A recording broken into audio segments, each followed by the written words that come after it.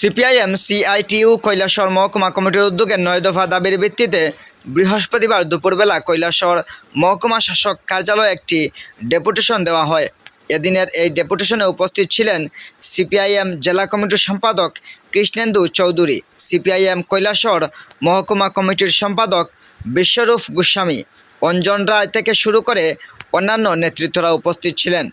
Deputation দেওয়ার পূর্বে Kailashahar CPIM মহকুমা কমিটির অফিস কার্যালয়ের সামনে থেকে একটি মিছিল শুরু করে কৈলাসহরের বিভিন্ন রাস্তা পরিক্রমা করে মহকুমা শাসক কার্যালয়ে এসে ডেপুটেশনে মিলিত হয়।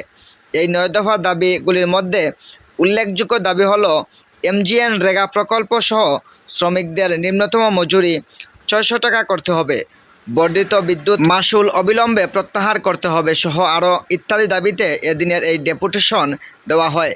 উনাদের দাবিগুলির সাথে সহমত পোষণ করেন মহকুমা শাসক প্রদীপ সরকার এবং তিনি উক্ত বিষয়টি দেখবেন বলে জানিয়েছেন। Bureau report, star Tripura. আজকে আমরা এই রাজ্যটাকে ত্রিপুরা রাজ্যের যে নমুনা, আজকে মহিলারা বিশেষ করে প্রতিনিয়ত বিভিন্ন রাজ্যের কোথায় না কোথায় ওই অস্বাভাবিক মৃত্যু হচ্ছে, নারী নির্যাতন হচ্ছে, সেখানে শ্লীলতাহানির ঘটনা ঘটছে এবং সেখানে আসামিরাও সেখানে সঠিকভাবে ধরা পড়ছে না।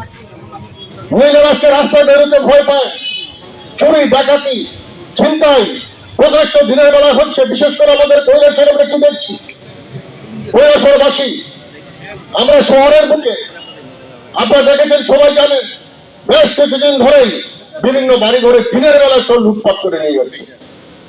কারণ একটা বাড়িতে যারা চাকরিজীবী চাকরিতে চলে যান 10টা, ছেলেমেয়েরা স্কুল কলেজে চলে যায়, বাড়ি ফাঁকা থাকে, তালা মারা থাকে, তার সুযোগ নিয়ে সেখানে বাড়িতে ঢুকে তার মূল্যবান জিনিসপত্র চুরি করে নিয়ে যাচ্ছে।